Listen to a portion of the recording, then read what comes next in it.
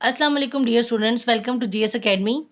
जैसा कि आप जानते हैं कि हमने जो है 10th क्लास और 9th क्लास के थ्रू आउट जो है एक्सरसाइज को कंप्लीट किया है। हमने एमसीक्यूज किए हैं, शॉर्ट क्वेश्चन किए हैं, लॉन्ग क्वेश्चन किए हैं। तो अब आपके पेपर जो क्योंकि सर पे हैं, तो हम सबसे पहले जो है सर पे मींस कि गोइंग टू अहेड क्योंकि आने वाले हैं, बहुत नज़दीक हैं, तो उसके लिए हम आपके लिए लाए हैं गैस, इजी गैस, जो कि अल्हम्दुलिल्लाह हम कहेंगे नहीं कि जो है वो सारे के सारे क्वेश्चन जो है वो पेपर के अंदर आएंगे। तो उसमें कम से कम जो 90% पेपर है आपका वो इन्हीं गैस में से आएगा।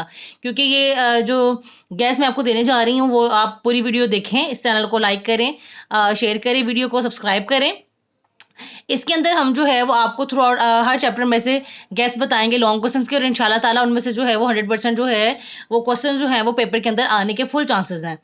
तो आइए चलते हैं अपने चैप्टर्स की तरफ, और हर चैप्टर में से मैं आपको कुछ क्वेश्चंस बताऊंगी और उनको आप नोट डाउन कर लें। चाहे तो इस वीडियो को जो है वो पॉज करके देखते रहें।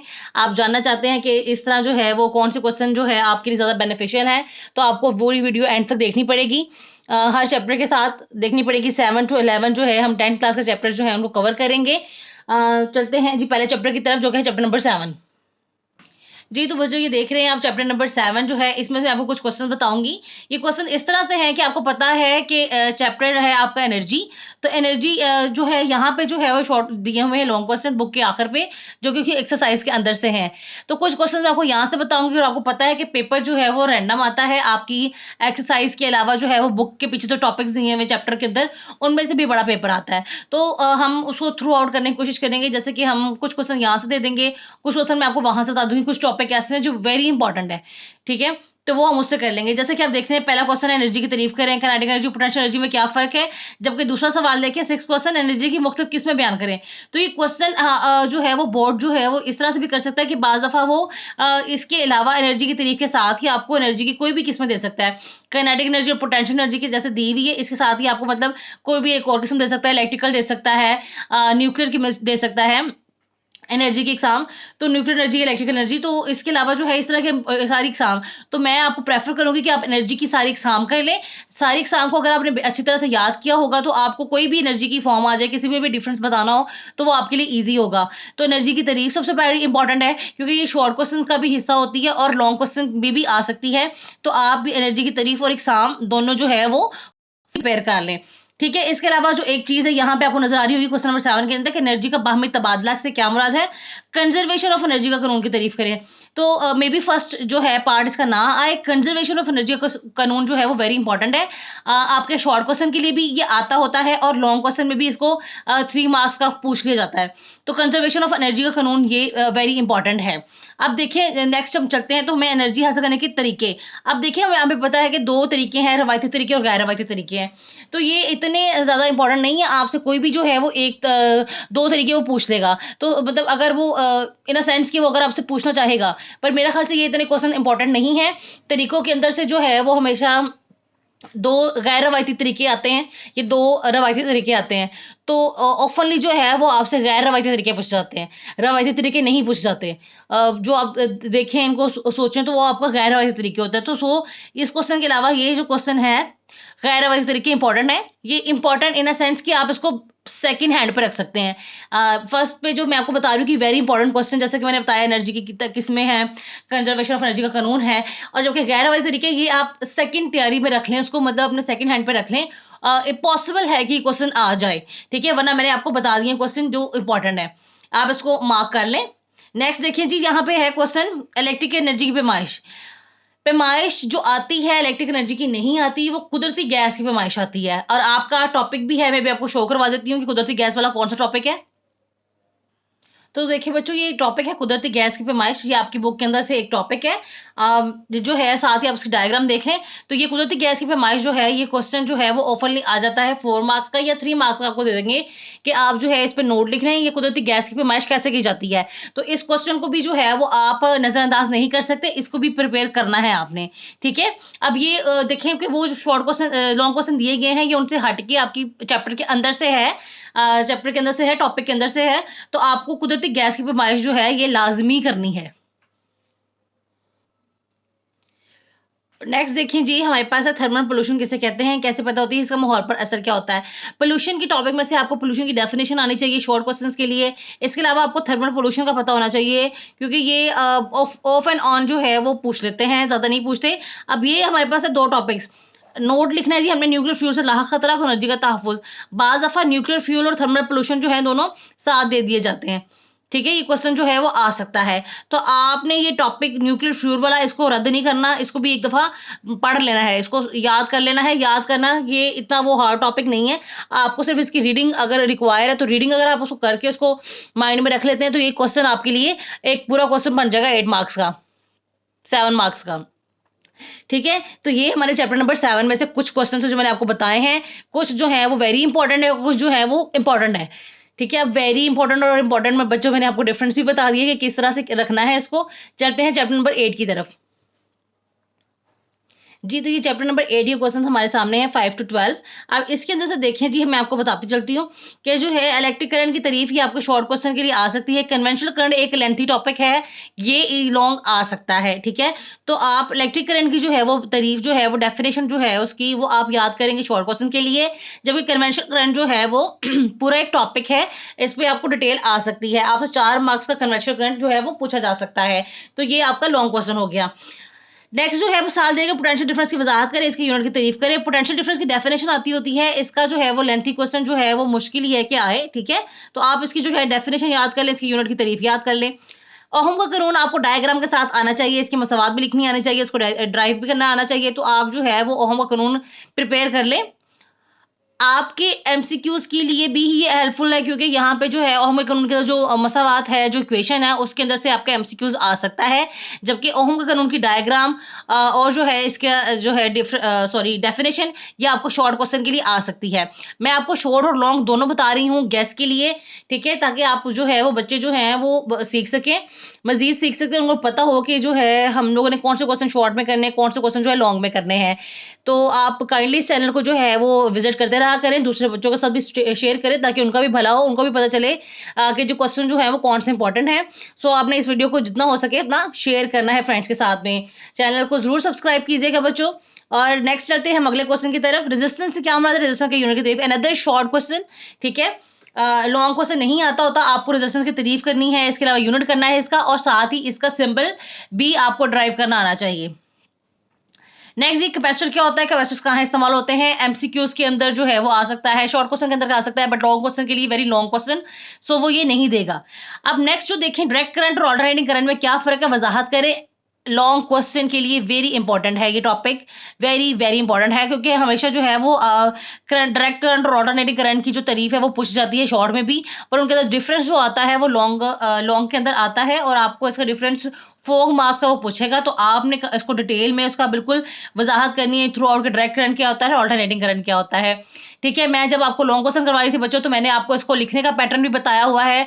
तो अगर आप चाहते हैं कि आपको भी पैटर्न, जो नए आए हैं हमारे चैनल पे वो भी चाहते हैं अगर आपको पैटर्न पता चले, तो काइंडली आप हमारी पिछली वीडियोस जो हैं उसको विजिट करें। आपको जो लॉन्ग क्वेश्चंस की, तो आपको चैप्टर वाइज लॉन्ग क्वेश्चन करवाए गए हैं, उसके अंदर इसको लिखने का पैटर्न भी जो है आपको बता दिया गया है। नेक्स्ट क्वेश्चन देखें जी, एम मीटर और वोल्ट मीटर में साख के लिहाज से फर्क क्या है, दोनों का इस्तेमाल बयान करें। ये जो मीटर्स हैं इनके अंदर डिफरेंस आ सकता है लॉन्ग क्वेश्चन के अंदर, इनकी बनावट पूछी जा सकती है। ठीक है? डिफरेंस वाले जो सवाल होते हैं ना वो लॉन्ग क्वेश्चन के अंदर ज़्यादा दिए जाते हैं, क्योंकि शॉर्ट में लिखने के लिए जो है वो टाइम कम होता है, तो हमें जो है वो शॉर्ट में लिखने के नंबर कम होते हैं। तो ये एक लेंथी क्वेश्चन होता है, जब डिफरेंस बयान करना होता है हमने, तो वो 3 टू 4 टू 5 लाइन्स का जो टॉपिक होता है, 5 लाइन्स तक, पॉइंट्स तक जाता है वो, तो वो जो है वो ज़्यादा काउंट किया जाता है। अब यहाँ देख लें कि एनालॉग डिजिटल मीटर, ये अनदर लॉन्ग क्वेश्चन है, वेरी वेरी इंपॉर्टेंट। ठीक है? इनमें डिफरेंस वो पूछ सकता है आपसे, तो डिफरेंस वाले दोनों सवाल हमारे इंपॉर्टेंट है। बाकी मैंने आपको शॉर्ट भी बता दिया है, और कन्वेंशनल करंट जो है वो लॉन्ग में बता दिया है। चलते हैं चैप्टर नंबर 9 के लॉन्ग और शॉर्ट क्वेश्चन की तरफ। जी, तो बच्चों ये चैप्टर नंबर 9 है। अब चैप्टर नंबर 9 में से जो है हम लॉन्ग और शॉर्ट कर लेते हैं। पहले देखें जी, एन टाइप और पी टाइप साइमेट्रिक कैरेक्टर्स क्या होते हैं, किस काम आते हैं। ये जो है वो आपके पास शॉर्ट क्वेश्चन आ सकता है इसका। ठीक है? लॉन्ग क्वेश्चन में आपसे नोट भी पूछ सकता है इसका, पर वो आने के चांसेस कम है। आप एन और टाइप पी टाइप को साइमेट्रिक कैरेक्टर्स क्या होते हैं, इनकी डेफिनेशन आनी चाहिए आपको। जब आपको ये डेफिनेशन आए तो आपको पता होना चाहिए कि इसमें हमने दोनों को बताना है। सो डिफरेंस मांग रहा है वो हमसे, तो हमने जो है वो इनका डिफरेंस जो है वो कैसे देना है।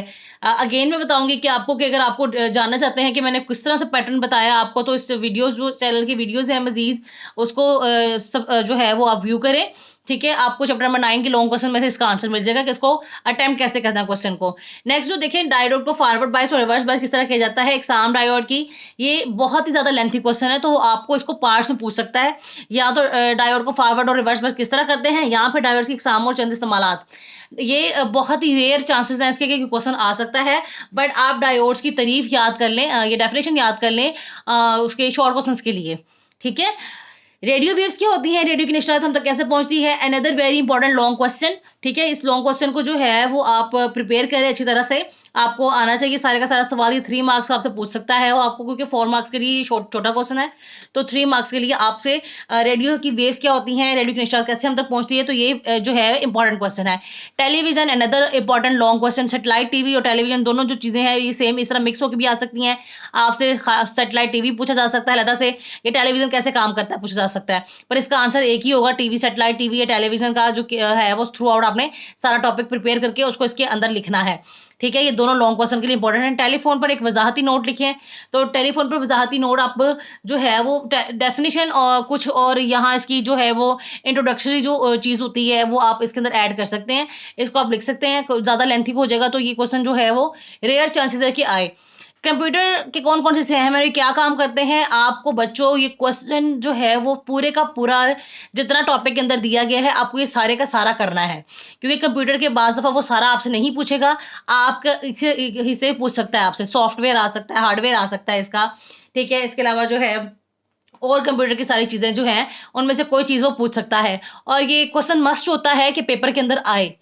कंप्यूटर के क्वेश्चन का कोई सा भी पार्ट जो है वो पेपर के अंदर लाजमी आ सकता है बच्चों, मैं आपको फिर बता रही हूँ। So question number 9 is very very very important. ठीक है, नेक्स्ट जो है कम्युनिकेशन सिस्टम, ये भी आप इसको करेंगे क्योंकि कम्युनिकेशन सिस्टम की डेफिनेशन आ सकती है शॉर्ट क्वेश्चन के अंदर, लॉन्ग क्वेश्चन भी आ सकता है, इस पर आपको नोट आ सकता है 3 नंबर का।